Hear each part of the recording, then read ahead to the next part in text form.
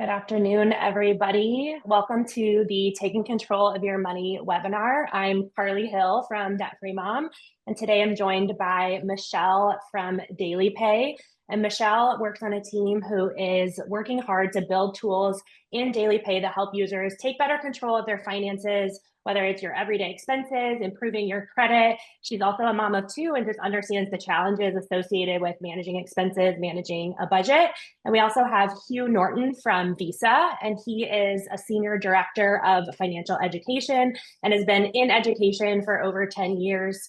And just together, we are really here to help you take control of your finances and find practical ways that you can improve the things that are so crucial to every part of our life, whether we like it or not. Our money is really tied to everything we do, and so we want to help you feel in control this year, especially in the new year. And as we have goals related to our money, we want to kind of cut through all that noise of what everyone is telling us that we should be doing with our money and just figure out ways that we can simply and realistically take control of those finances. So if you are joining us here on the webinar and you are entered into the $50 Visa gift card giveaway offered by DailyPay, so 10 of those winners will be pulled from the attendees, and the winners will be notified by the email that you registered from. So you'll see that in email for those 10 winners. So the main goal of our hour together is just to help you, like I said, cut through all the noise. We get so much information from so many different directions about things we could be doing with our money, and just to help you give four simple areas to focus on. And when we can cut through all of that and just focus on a few simple things, we can actually start to find progress instead of feeling like we're so stuck. So out of everything that I'm going to be talking about today and that Hugh might bring up or Michelle might bring up, I have two pieces of good news for you. Number one, you do not have to fix everything all at once about your money. In fact, that is pretty much impossible. But you can, as you take little steps of progress, you will start to feel improvements in your money. You don't have to get all the way from where you are right now to a working budget, a full savings, and no high interest debt in order to feel like you're in control of your money. So that's good news number one. And good news number two is that it's completely normal for something new to feel challenging. So if you're making big changes to your finances, to the way that you spend, to the way that you organize your savings, to how you pay for things, to your credit score, it's totally normal for that to feel clunky, for that to feel unnatural. And it's simply because you're making a change. It's not because you're doing anything wrong or because it's too hard for you. Like, these are changes within your grasp. And so if you start to make some of these changes you hear today and it feels challenging, just remind yourself of this moment where I said it's completely normal for it to feel challenging. That means you're on the right track. So we have four topics that we want to talk about today. And the first one that I want to bring up is that budgeting is not a bad word. So this word comes with so much weight associated with it, whether it's because we've tried things before and it completely fell apart, or because we're associating a budget with cutting everything fun out of our life.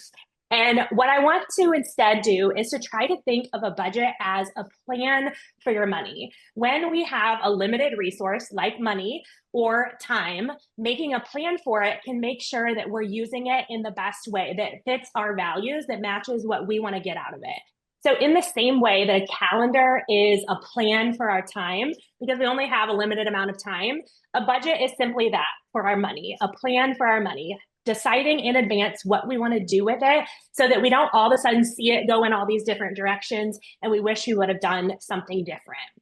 So when it comes to budgeting, instead of thinking about a list of bills and cutting out every kind of spending that would feel fun, I instead want you to think about it being a way to map out your expenses and your income and to understand the relationship between those two things before it actually happens in your bank account. So it helps us understand how much money is coming in, when does it come in, and then what do we have to do with that money before we get paid again? It's mapping out that cash flow. And what that can help us to do is to understand things like some parts of our month having way more expenses than other parts of your month. So some of you might relate to that, where you know that if it's the second 2 weeks of the month, I'm going to feel fine. My income's going to be fine. My bank account's going to be fine. But boy, are those first 2 weeks tight because I'm paying my rent and my car payment and other things. So when we map those out in a budget, it's just giving us information about that cash flow. So we can start to see, would it feel better if I changed the due date of my car payment from one pay period to the next? It gives us information and it's things that we can improve on. And the last thing I want to say about budgeting is to make sure to include those fun things. If you enjoy eating out, make sure eating out is in the budget. And I find that actually by budgeting for my fun, it increases how fun it feels, because when I was not budgeting and I was not making any sort of plan for my finances, when I would go out and buy something or do something fun, there was always this little voice in the back of my head like, I hope that I'm going to have enough money to pay for this, or I hope this doesn't totally blow up my credit card balance. And so by budgeting and by planning for those fun things, I can enjoy them to the fullest because I know I planned for having the money in order to do this. And I don't need to worry about regretting this as soon as I open my bank account. So as we think about those things, understanding our cash flow can really improve how we feel about our money and what we choose to do when. So Michelle, I know that DailyPay has some things that can also help us understand our cash flow, if you'd like to talk about those too. Yeah, absolutely. So a lot of what my team does here at DailyPay is to speak with users like you to really understand what are the biggest challenges, what's keeping you up at night. And one of the biggest things we hear is that it's really tough to budget. People are finding it really overwhelming. And so I think the first thing to note is like, you're not alone. We all feel that way. And an important first step is to really understand how much money is coming in, how much money you're earning, and how much money you're spending. But even tracking that feels really overwhelming. There's so many different apps out there. There's so many different websites, spreadsheets. And from our research and from chatting with different users like you, we realized that there was no perfect solution out there. So we're actually in the midst of building a new budget tool that can help you more easily track your budget. We already at DailyPay offer you the ability to see your earnings here in the app. And with the DailyPay Visa debit card, if you have that, you can also see your how much money you're spending. So we're bringing this together in a new budget tool that will help you clearly understand what expenses you have coming up, how much money you'll need to, to earn in order to cover those expenses, and then also give you some tips along the way for how to reach your financial goals and different financial targets. And those goals will likely change over time. So it might start with covering that month's expenses and then expand into building some savings for an emergency fund, and then eventually maybe saving for, getting a car, getting a house. And so we're hoping that this new product will really, be your partner in helping you with that financial journey. Yeah, that's fantastic. And it's interesting when you think about budgeting. I think doing this for a long time, I've heard every excuse in the book as to why people don't budget, and some of the biggest ones are always I don't have enough money for a budget, or maybe I don't know, my pay isn't regular enough to be able to set a specific budget. But really, I mean, those are the biggest reasons why it's important to go through the process. Something like 4 out of 5 Americans say that they have a budget to plan their spending, but out of those, only about 20% say they're only keeping a mental budget. I would imagine it's actually a little bit bigger than that, honestly. And you can't get where you want to go unless you know where you are. Sometimes it's helpful as part of the budgeting process to go ahead and decide, all right, maybe I'm going to set goals first. I want to know what I'm budgeting for. But ultimately, I don't know is the enemy at this point. You want to be very intentional about the way that you're moving forward with this, and to be able to think it through. So having those goals, going through all the process that's already been sort of discussed, and nowadays it is easier in the age of digital commerce to do this. When my wife and I were buying our first house, I remember we had to sit down and they had you fill out, we took like a home buyer's course, and you had to fill out a 3-month budget. And so you had to go back with that, and then you had to, track your expenses and all this sort of stuff. Now, all you need to do, typically is look at the data that's available, to you through that app, through your bank account, or whatever else. So it really makes this process of budgeting much more easy, much more tangible, something that's right at your fingertips. And ultimately, making that budget is going to make that limited resource, right, as Carly started with, making that limited resource that you have do what you want it to do. You know, if you don't have that budget, then the money's going out. You don't really know, you know, what it's being dedicated towards, and it's not necessarily going to be spent on the things that are important to you. But so making it intentional, taking the time, adding up the income, tracking your expenses, calculating the difference, and then going back and reevaluating, right? Going, oh gosh, you know, I thought I was going to spend more than that. It was actually less, or, you know, I didn't realize I was spending this much on X. It allows you to make those adjustments to make sure that the money that's coming to you is actually going to the places that you want it to go to, and that you're achieving the things that you want to achieve with that money. Yeah, I like to say when I tell people that the first step of budgeting is gathering like those last 30 days of like expenses and income just to get a general picture of where you're at. I like to tell them two things. One, often it's not as bad as they've imagined it. Sometimes our imaginations do us a total disservice where they're like, you know, it's going to have like our income's going to be $10, our expenses are going to be 7,000 or something. And often when we look at those real numbers, which like you said, Hugh, are just information, it's just telling us numbers that are information. We get to decide how we feel about those. But often those numbers end up being not as bad as we imagined when we were trying to just, you know, ignore it or put it aside. And then I also like to say that when it comes to money, ignorance is not bliss, unfortunately. Like a lot of times we try to think like if it feels overwhelming. I saw a question in there that said, is it normal to feel scared about budgeting? Yes. But one of the things that is most likely adding to that overwhelm is just not having the information, the numbers, like knowing what those real numbers are. So even if the numbers don't look great, even if they don't look the way you want them to, having those numbers will still feel better and more realistic than just it being this dark, scary cloud of, you know, bad that we try to stay away from. So as much as I wish it were true, ignorance is not bliss when it comes to a budget. Having those numbers can help actually move us in the right direction. So the second thing after budgeting that I want to specifically address for people who have variable pay.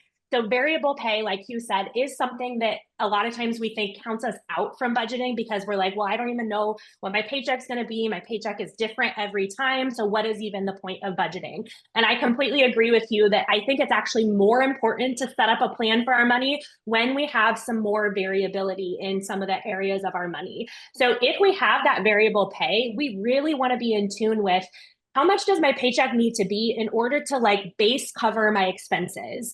And if we know that number, then once we get paid, even if that paycheck is completely different every time, we have a much quicker way to say, yep, that's, you know, that paycheck wasn't maybe as high as I wanted it to be, but I do know that it covers my bare minimum expenses. Or no, it's below what I thought, so I'm going to need to make some, you know, in the moment, real time adjustments to what I thought my spending would be, or where I thought I was going to be able to put money for goals.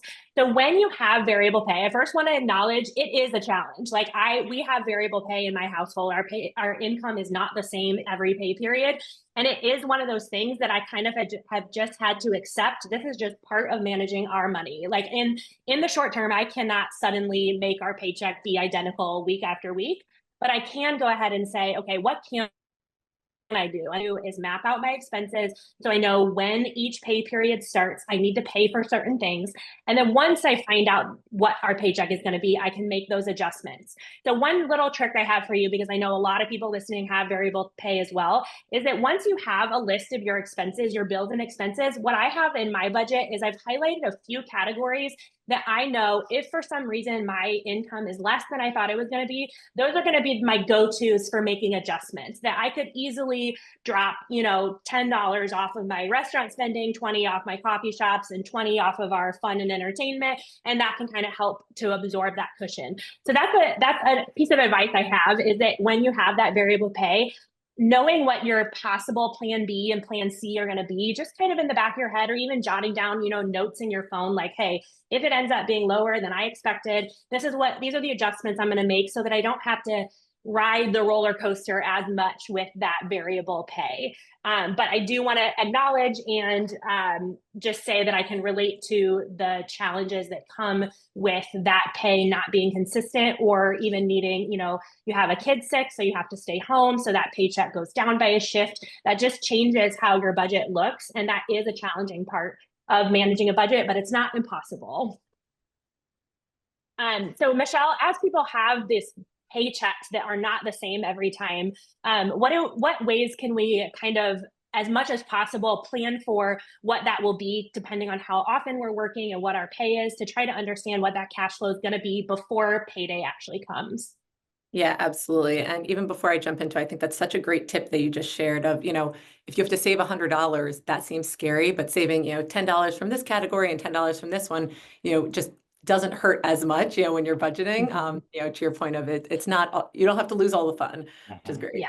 But yeah, I mean, variable pay can be really tricky, and it's not only just about the amount you're being paid, but you're not always being paid just the day before your bills are due, which can also add to that stress if you don't know if you're going to have enough money to pay them on time.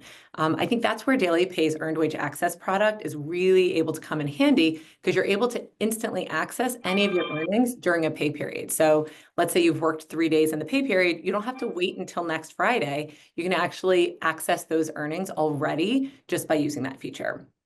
But then to take it another step further, because we do know that variable pay is such a challenge, as you were saying, one of the options is either increasing your income, which is much more challenging, or decreasing your expenses. And so one of the things that we're doing is we've actually launched a cashback offers program, which is a free feature on our Daily Pay Visa card, where you can earn up to 9% back at places that you're already shopping, like Walgreens and Old Navy and Lyft.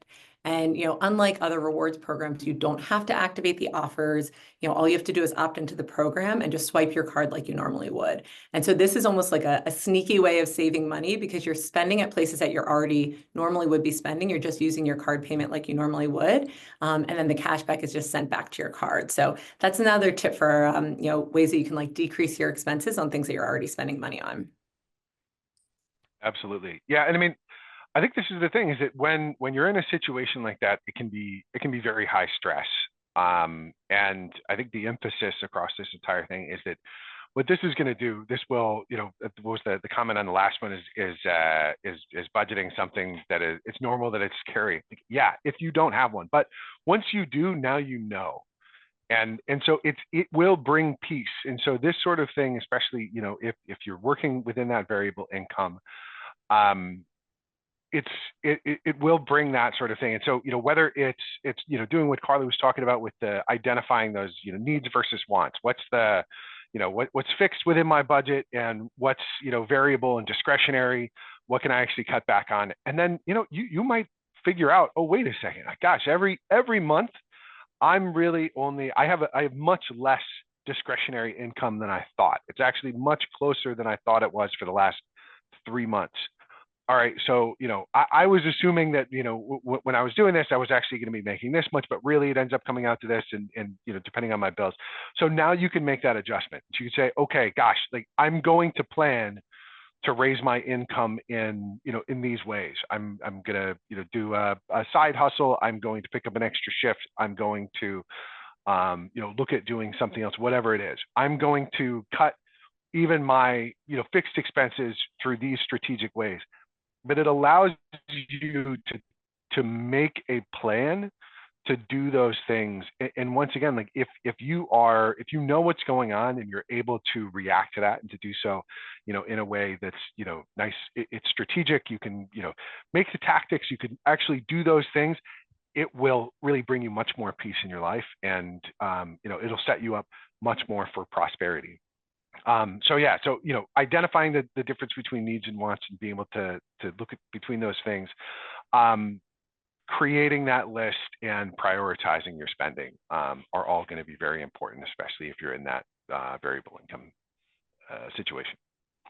Yeah. And I think with variable income, one thing I've recommended to people before who have highly variable income is to budget, what I say, budget in reverse. So when you start with your budget, just go ahead. If your income is highly variable, leave the income section of whatever app, template, budget, paper blank, and just fill out your expenses. Get to know your expenses, because if the income is variable, then we just need to say, okay, but what do I know? So I do know what my bills are. I do know that even if my paychecks change week to week, I do know I'm paid every Friday. So I can go ahead and make a list of, this is what I need to pay in week 1, in week 2, in week 3, and in week 4.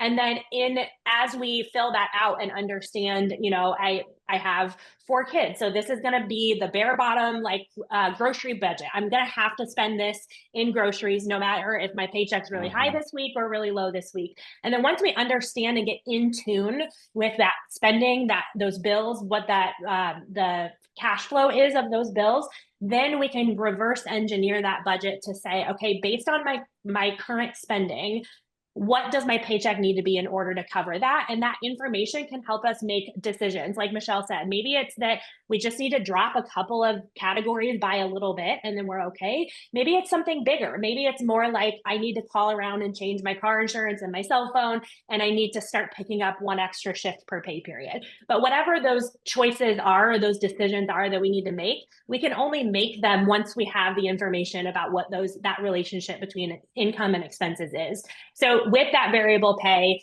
while the income might be variable, we can take a little bit of time to kind of map out what have I typically been spending week to week or month to month, and become in tune with those numbers so that once we do find out what that variable paycheck is, we can make better choices with what I need to change or where I can send money for goals. So speaking of goals, my third topic here is building a rainy day fund. And I say a rainy day fund or an emergency fund or a savings, and this is not rocket science. I mean, I feel like from the time we were little, we were told something should always go into savings, right? But we were never told how much or where it should be or what it should be used for. I kind of had the mentality, especially as a student, of like you were supposed to put this arbitrary like 10% into savings and literally never touch it. Like you were never supposed to touch it.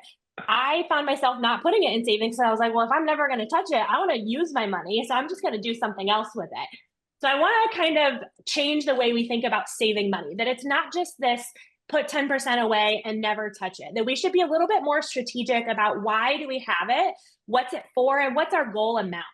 So for me, a goal amount is to start with a first milestone of $1,000. I think that's a really great starting point of just where can I give myself a concrete milestone that I know compared to what I have right now, I will start to feel more secure with my money. I think that's a good milestone to start. It's not where I would stop. It's not what I would consider a full rainy day fund. But I think if you're starting with $100, that's a really good natural stair step to get you up to. And then I also want to think about, why do we use this? What is this actually here for? So I choose to call my savings an emergency fund because I want to remind myself of 2 things. Number one, that I actually do have permission to use it when I need it, that it is there to cover unexpected expenses. But on the flip side, it's not there as my vacation fund and as my online shopping fund, right? So having a very specific name for it just kind of helps remind me, why did I put it there? What can I use it for? And what is it not there for? So what I have found is that when we don't have a savings of some kind, when we have not put even a little bit aside for unexpected expenses, we are fully relying on our current paycheck to cover all of the things that we do know about, but also all the things that we don't yet know about. We're basically saying that when I get my paycheck, it needs to cover all of my known expenses, which are not small, and it also needs to cover me if something unexpected happens. The main things that this would be a repair of some kind, whether it's related to your house or your car, or a medical expense, or similar to medical would be if you are sick or one of your kids is sick and so you need to stay home, so your paycheck ends up being lower. That's something that we would use a savings account for. So those are the things I think of, that when we have a savings of some kind, we take some of the pressure off of our current paycheck, because we can now say, okay, my paycheck that's coming in is for all of my known expenses, my bills, my regular spending, and then the savings that I have set aside is for all of my unknown expenses that I don't, right? If we think about our life, even if we think about the last 6 to 12 months of our life, something came up that we did not expect that we had to pay for, right? Like that is just a normal part of life. And if we asked any other adult in the last year, did you have to pay for something you didn't expect to pay for? I think everybody's answer would be yes.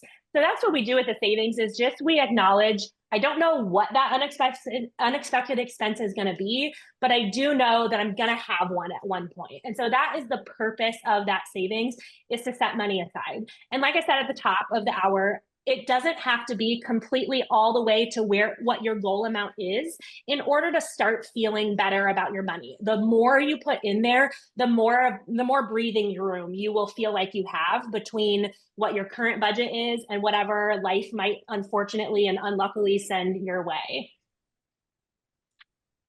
Michelle, what can we do for saving and trying to set money aside when we feel, especially when we feel like the gap between our income and expenses is sometimes razor thin? How do we get that ball rolling with getting some savings? Yeah, I was just reading through the chat and a lot of people are saying that. They're like, I'm having a hard time even paying my expenses. How do I put some money aside? So that definitely can be a challenge and something that we see a lot with our users. But even those small savings can add up over time, like Carly was saying. I always think that an important part of building a rainy day fund or any savings target is to be really clear and really specific. So it's not just, I want to save more money, but I want to save $500 for an emergency fund. I want to save $1,000 for a vacation in 6 months. And then you can really start to break it down into like snackable amounts that you can start to contribute on like a weekly basis. So like $1,000 sounds really big, but it's actually weekly only $42 if you break it up over the 6 months. So I think being specific is really helpful. We do frequently hear from our Daily Pay users that they do want to save, just like you're all saying, but don't know how to get started.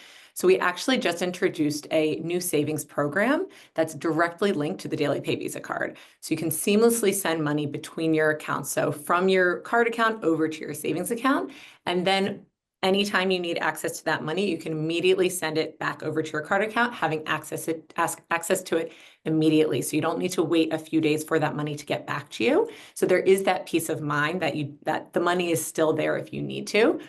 And because of the specificity that we were saying is really important, we actually allow you to create up to 10 savings jars.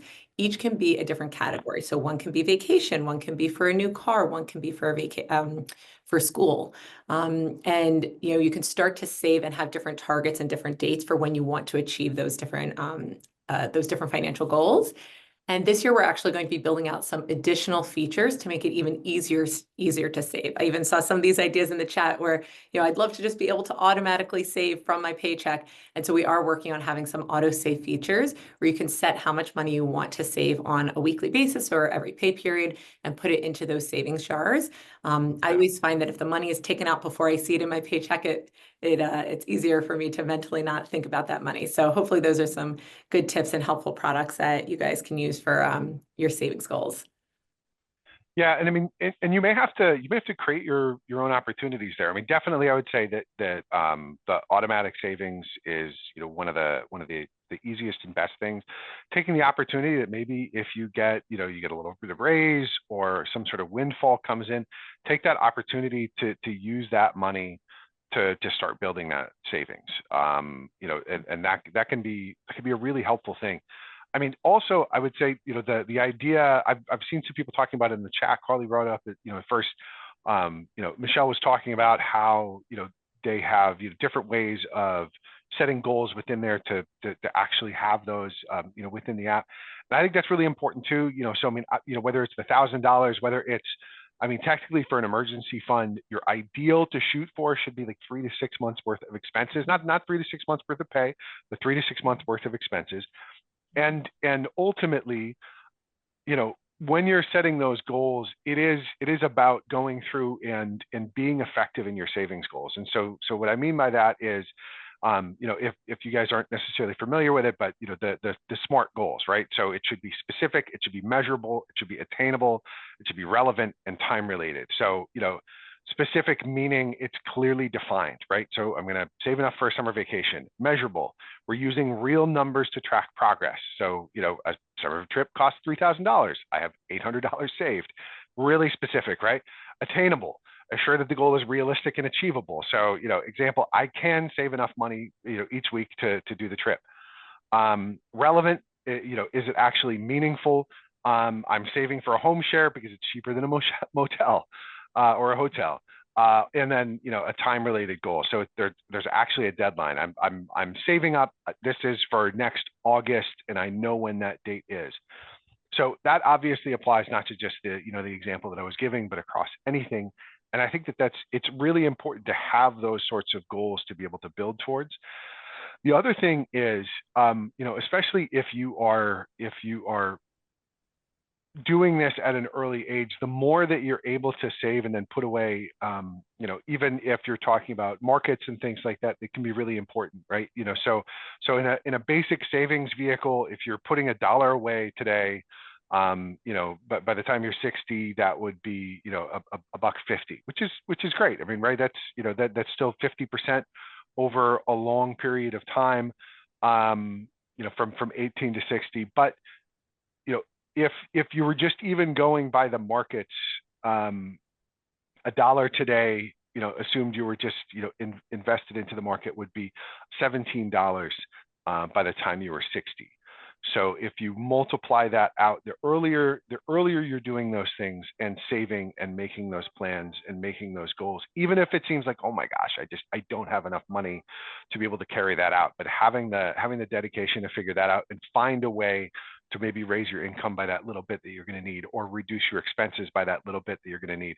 Every single one of those small steps, is I think what, Carly was calling them earlier, every single one of those small steps is going to be an absolutely essential thing towards, towards getting to that spot where you do feel like you have sort of achieved that prosperity and you feel peaceful about where you are. Mm-hmm. Yeah. And when I think about like getting the ball rolling, I know a lot of the questions and chat are about like, how do I even start? How do I get that if I feel like I have that narrow gap between the income and expenses? The things we have to do to get ourselves started are not the things we have to do in the long term. So if we think about, okay, I see that I have a narrow margin between my income and expenses. So in order to get that first 1,000 saved up, in order to start building that fund, I'm going to need to temporarily either decrease my expenses or increase my income in order to widen that gap. But when that feels challenging, and I think back to, when I had 2 very small kids, when my husband got home, we basically high-fived and I went out the door and I cleaned houses in the evening as soon as he got home from his full-time job. And those things were not easy. Like, they're not easy at all, but we knew that there was some specific goal that we were working towards. And I also knew it was temporary. I knew that what I needed to do in order to get the ball rolling, in order to pay off the debt and start to build the savings up, was things that were maybe not the most fun thing I had ever done, but they were achieving the goals that I knew were really valuable for myself and for my family. So we made temporary changes that I was so happy to be able to eventually let go of those things, but I wouldn't have been able to let go of them if I had not been first willing to do them for a short period of time. So I think, like what Hugh said, having a specific goal can also help us to know that there's an end date to what we're doing. So instead of like, I don't perpetually save 10% of my income. Once my savings is where I want it to be,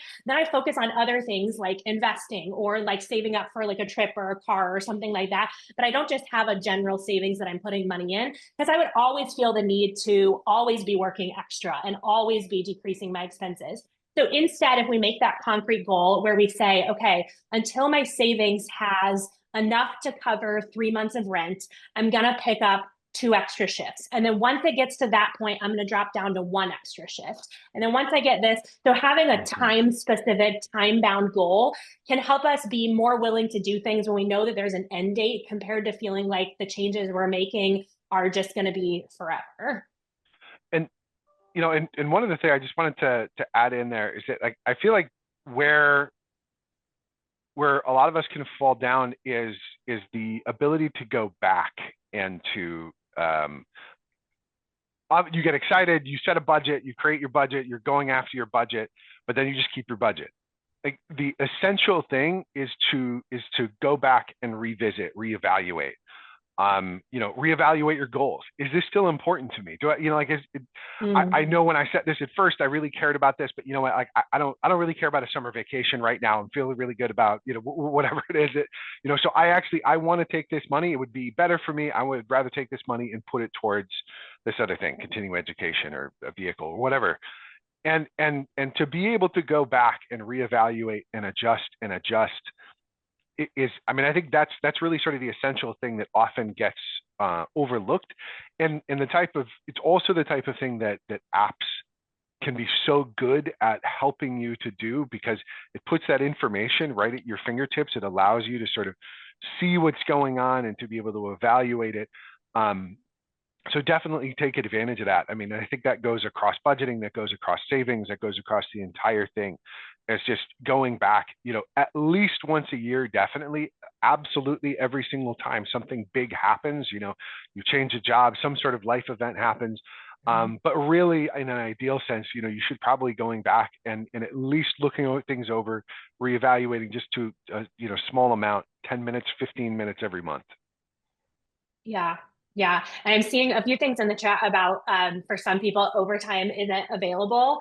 And so, we might have to get creative. I think the best thing, like what Hugh said, is to evaluate what you have access to. So if you don't have overtime as an option, what do you have instead, right? And so instead of thinking about, oh, it would be really nice if my job offered overtime. I personally have never worked a job that offered overtime. I was a public school teacher. There was no such thing as overtime. And so I had to find jobs that were completely separate from my full-time job in order to supplement that income. So if you have overtime and you prefer to just do more of the same thing, because you don't have a learning curve of a second job and a second boss and all those kind of things, that definitely can add to your income.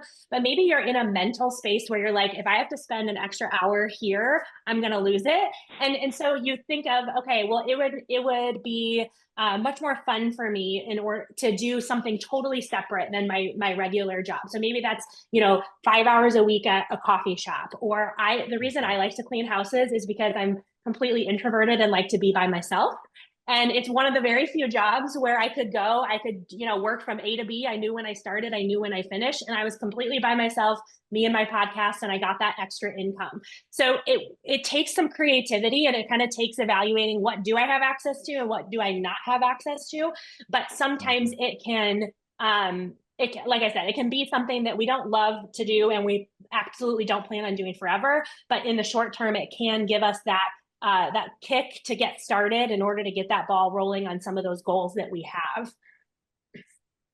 So that would be my piece of advice there on savings, is that we might have to have some out of the box ways of coming up with how we get that momentum going. But the first time, I feel like the very first time there was something that I would have put on a credit card because it was an unexpected expense, and I was instead able to use money out of my savings to pay for it. That was the first time that it really truly clicked for me of like, oh, this is why I put that money in savings, because I now have something else that I can rely on besides a 29% interest credit card or something like that. Which leads nicely into that last fourth topic. So that fourth topic is paying off high interest debt. And I put these 4 topics in a very specific order because I do think that they build on each other. I do think we first have to understand our budget and what has been going on with our spending. Then I think we need to evaluate where is my income at, and when it's variable, what's my plan B going to be? And then I believe that savings is much more important in getting started than paying off debt. Because if we have been in a cycle of immediately putting things on high interest debt as soon as they come our way, the way that we break that cycle is not by paying off the debt that we already have.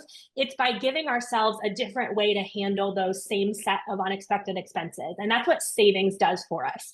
So once we have that savings of, I think a good starting point is that like 1 month of expenses in savings. I completely agree with you that 3 to 6 months of expenses is like that ideal gold standard full savings. A lot of times what I tell people to do is that have a starter amount of 1 month, and then have that while you're trying to pay off some of your high interest debts, and then return to that emergency fund and fill it up, because you'll have more margin in your budget when you have some of those high interest debt payments at least reduced, if not paid off. So when it comes to high interest debt, the reason it can really weigh down our budget is that it requires us to pay for the past while also trying to pay for our current expenses. So it basically makes us pay for ourselves 3, 6, 12 months ago and our current day expenses, which is just hard to do on any income with any set of budget, whether you have kids or not, whether you own a home or you rent a home, whatever it is, whether you're salaried or hourly. When we're trying to pay for things that we bought a long, long time ago and pay for the things that are expensive today, it's just really hard to do. So when it comes to debt and those high interest debts, if we look at if we list our debts, what part of that information gathering is listing out exactly how much you owe to each of your debts, what the minimum payments are, and what the interest rates are. That's all just, again, information that exists whether we choose to look at it or not. So I think looking at it can help us make those important decisions. And once we look at that debt, I like to separate them into 10% interest or higher and then under 10% interest. That's just kind of it's not a hard and fast rule by any means. It's just kind of a guidepost to me of what would I consider a low interest debt that, for example, I could probably earn more in the stock market by investing instead of paying those off, compared to something like a 29% interest debt where I'm never going to earn that anywhere else. And so my money is best used paying off that high interest debt. So when it comes to those, again, the good news is you don't have to entirely pay off a debt in order to start feeling some more breathing room in your budget. If you start focusing on just even small amounts, because of the way that credit card interest is compounded daily, if we can add $5 to your minimum payment and then also make an additional $5 payment every Friday from one statement balance to another, it feels like magic. Like watching that math happen, watching that exponential math happen actually can make us be like, oh, $10 matters. Like when I choose to take $10 and make an extra payment on a credit card, that matters. It makes a difference. And so with high interest debt, while looking at a whole list of it is very overwhelming, just, I'm going to totally butcher it. The phrase about eating an elephant is eaten in small bites, something like that. When we look at it as one big mountain, we can be like, well, I'm never going to be able to pay this all off at one time.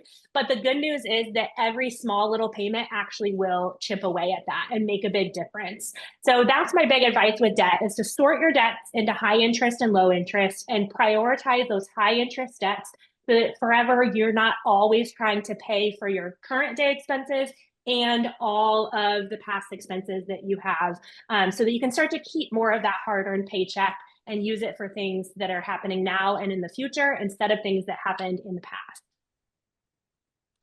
Michelle, when it comes to debt, as we are paying off debt, how can that improve our credit score? And what can we do at Daily Pay to help us get some of those credit scores in a better position? Yeah, absolutely. And I actually saw a bunch of questions in the chat, so I'm glad we're chatting about this. So as Carly was saying, so another reason to pay off some of that debt that you have is it will improve your credit score. So for those of you who aren't super familiar with what it is or why it's important, the credit score is a number that shows you how good you are at handling money. So, when it comes to borrowing and paying it back, it's sort of like a report card for how good you are with your finances.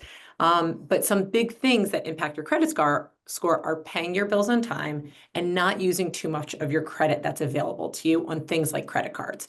So that's why when you do have these large credit card payments or other debt, it can negatively impact your credit score. So in addition, having a good credit score will actually help you save money in the future. So when you go to get a loan, when you go to get a car loan or try to get a lease, you'll actually be able to get it at a lower interest rate because of your good score. And it means that you'll actually be paying back less in the future. So you'll also have an easier time leasing that car or leasing that apartment because you'll be seen as financially trustworthy. So even though it is painful to be paying it off, even as Carly was saying, just those $5 payments every week or as much as you're able to spare really can make a huge impact in your future. And so an important first step in improving your credit score is just first tracking it. So sort of like the budget, you just got to start. So understanding where you're starting, how are you doing? And so in the Daily Pay app, we actually offer a free credit score monitoring tool, which will not only show you your score, but also what factors are impacting it. So do you have a lot of outstanding credit card debt? Are there other debts that are out there? You might even find some things that are incorrect that you can talk to the credit bureaus about. We can also inform you of any alerts that you should be aware of, which really will help you with being aware of your credits. Then hopefully you can work on improving it.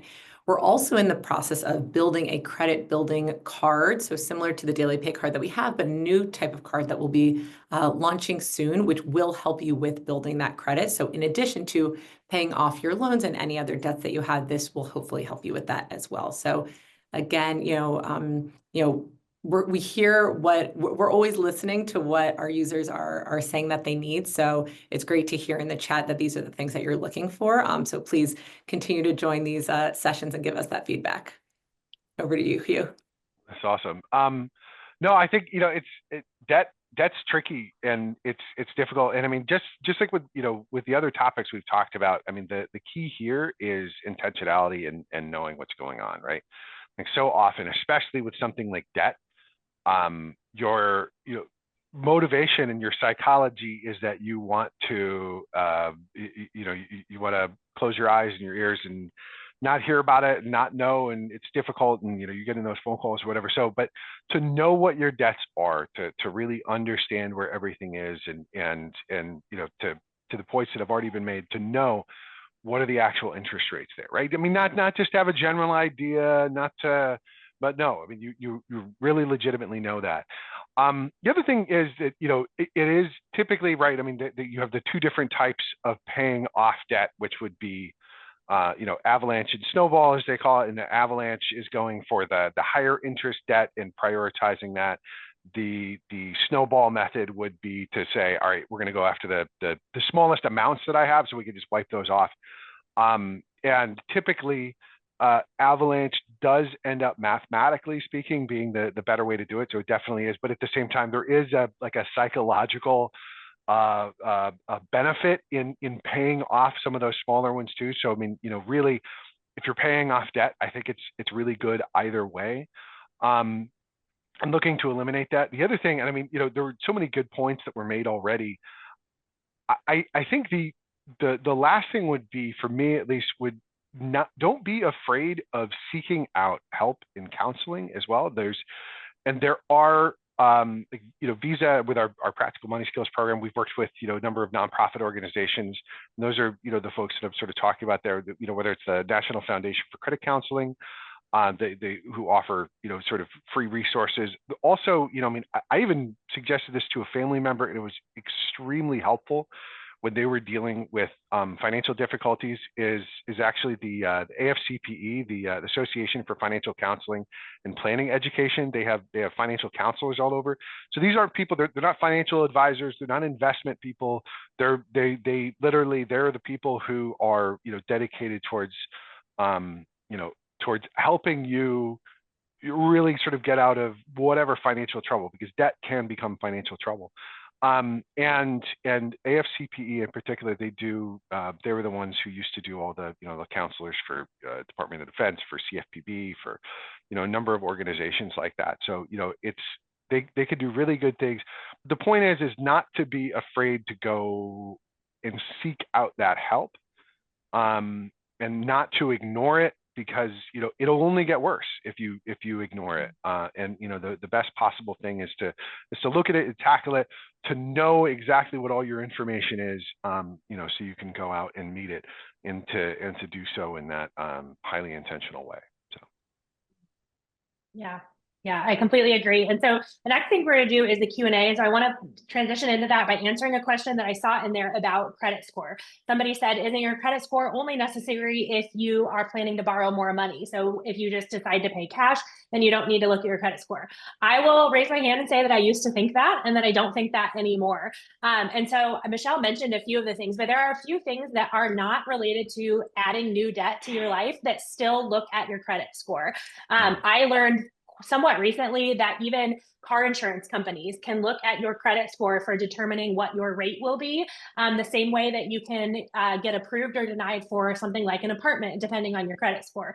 So those are not debts that you're taking on. You're not trying to borrow or get a loan for something. It's still a piece of information about you that can help other people out there.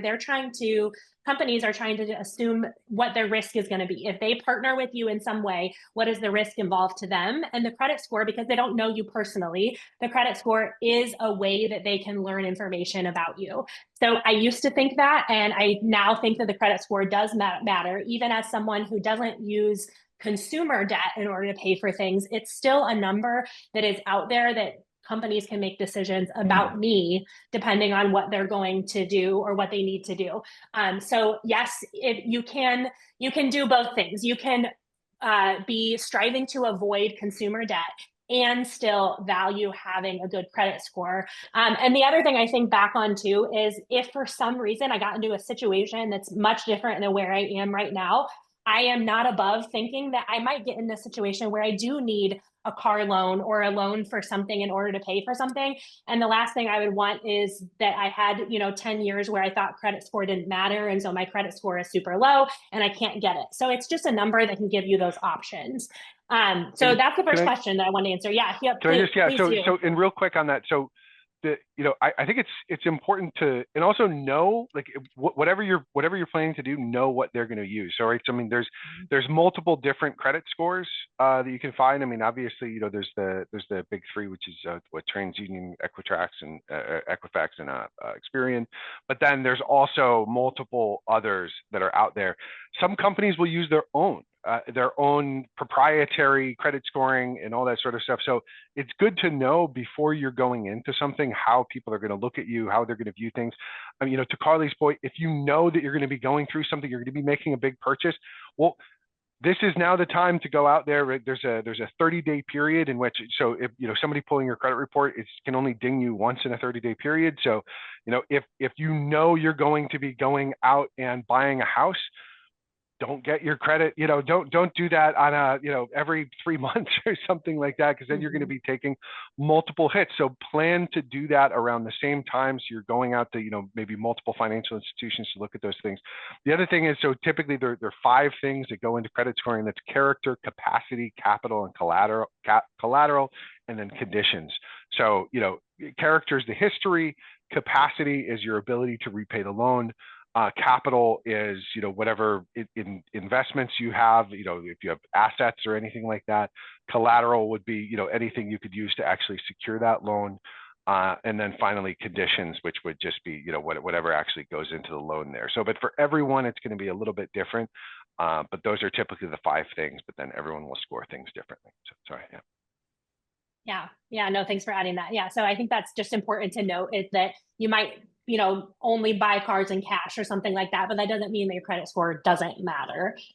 One question that I wanted to answer, because it very much relates to my life, is a couple of different people said, how do you budget with kids? What do you do about your budget when you have kids?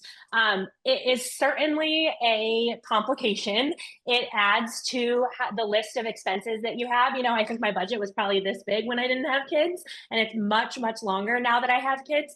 But the good news is that the principles apply the same. So the general method that I go about did not change every time I had a kid. I don't know if I mentioned this at the top, but I have 4 kids. I have 3 sons and a daughter, ages 9 to 4. And it didn't change. It certainly grew. My expenses grew as I had additional kids, but I didn't have to completely ditch the budget that I had prior to kids and budget in a different way. It was just that I had to add more things in. I had school related expenses. I had all of the baby related expenses. So there's certainly more categories that go into it and more tracking. I feel like I have just more swipes of my card now that I have kids, just because there's more people involved. And so it does add a layer of, like I said, a layer of complexity to the budget, but it doesn't make what you used to do or what someone who doesn't have kids do, it doesn't make that completely null and void in your own budget. It's just like it's like if you didn't own a house before and you went from renting to buying, you're going to have a few line items in your budget that weren't there before, but it doesn't mean that you have to completely plan in a new way. Yeah, one thing I would actually add to that, as a mom, I've got 2 kids, and I think there's some seasonality to the childcare expenses that I wasn't expecting. So both of my kids are in school, which is paid for, or like is free, but then during the summer, it's not free. So you need to then have these expenses of camps and other activities, with other childcare expenses. So making sure that as you're building out your budget, ensuring that there's a little bit of extra cushion for those summer months, at least for me, was a surprise that I wasn't expecting. Yeah, totally. And I think, yeah. I was just going to add in that, like, we all think that, like, when they're little, it's like so expensive and it's going to be like the most expensive time ever. And while it is, it's also like, as they get bigger, for example, we just had Christmas, we just had the holidays. The gifts they ask for are infinitely more expensive than when they were small. So I think instead of just kind of holding my breath and saying, oh, eventually they're going to get cheaper. Just kind of accepting it's expensive to raise kids, no matter how we do it, no matter where they go to school, no matter what we feed them when they're babies, and just trying to come up with what that realistic budget can be is much more worth our time than trying to figure out a way to make it cheap.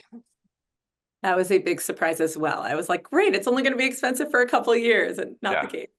I have 5 kids, so I was going to bring up Christmas as well. So anyway, there you go. Yeah. Oh goodness.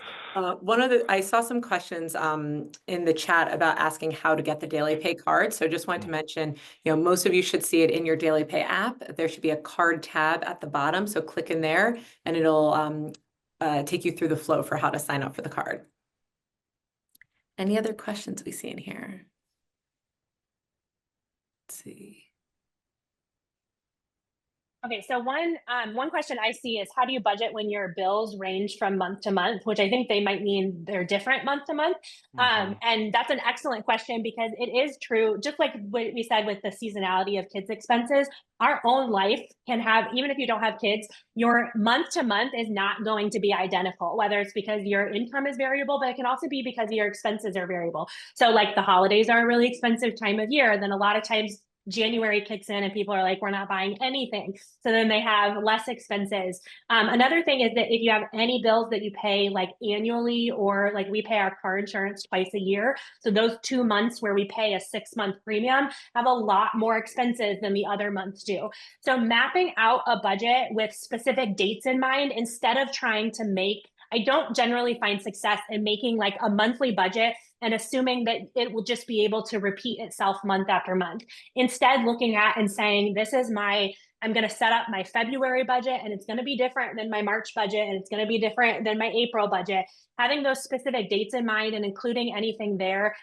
Towards the end of my budgeting, when I'm setting up a budget, one of the last things I ask myself and people when I'm helping them set up is, does anyone have a birthday? Is anyone getting married? Is there any holiday you celebrate? Because those can all dramatically change what we're planning to spend. If your family always goes on vacation in July, or you always have a lake weekend, Memorial Day, those little things we feel like, oh, they're just little blips and they're going to make it just a little bit different. They actually can make the budget dramatically different.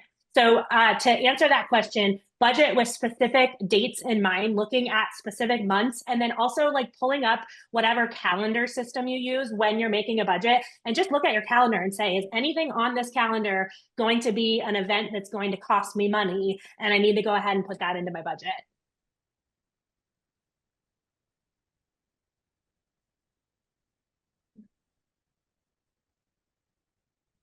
Kind of scroll through, make sure we have under 3 minutes left. So I'm going to try to see if I can squeeze in like one more question.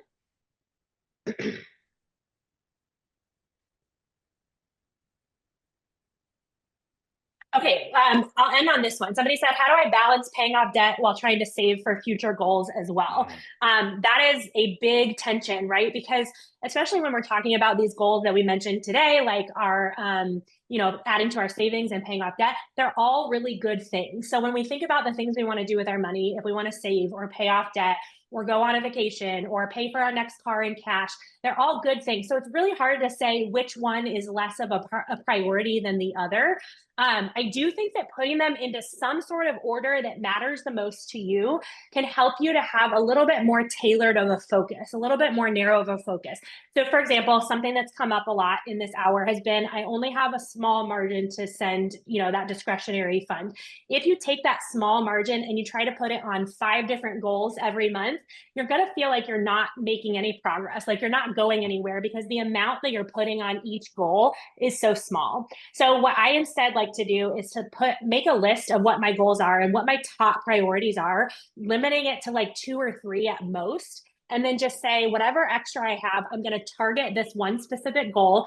And when I know that that's met, like that first 1,000 in savings, or paying off, if you have a credit card that has like a $200 balance on it, something small that can give you a quick win to kind of get moving in the right direction, putting all your focus on one goal at a time and moving from goal to goal after you've met some of those milestones can just help you to feel like you're making, you're gaining momentum, like you're actually accomplishing things instead of sending that little discretionary income in a bunch of different directions and then getting a year down the road and being like, okay, everything is marginally different than it was a year ago. So that's my big piece of advice when it comes to goals. My recommendation is savings first and then debt payoff. And the one caveat that I would add to that would just be that, and obviously this is what Carly meant, but like, as long as you're making your minimum payments already, yes. like, that's what you're doing, right? So you're not letting anything go. And then the other one is, if you do have other debt, like let's say tax debt that you owe to the government, you must prioritize that, because you can get into real trouble if you're not prioritizing that. So I mean, those would be sort of the exceptions, but agree with everything else there. Yes. Yeah. So when we say prioritizing one, it's where our extra is going, not that we're going to default on anything in order to pay others off. Yes, absolutely. Okay, so it is right 3 o'clock on the money. I want to thank you all very much for attending. When you get the link to the recording, if you came in late or you had to leave early, you'll get that recording emailed to you. You'll also have some info on the next webinar that we're going to have in late March, so that we can keep this conversation going. The beginning of the year has a lot of high momentum and goals and expectations, and we want to carry that through the year so you can actually see some of those changes happen in your life. So thanks everybody for coming, and thanks to Michelle and Hugh as well. Thanks for having me. Thank you. Bye, everyone. Thank you guys.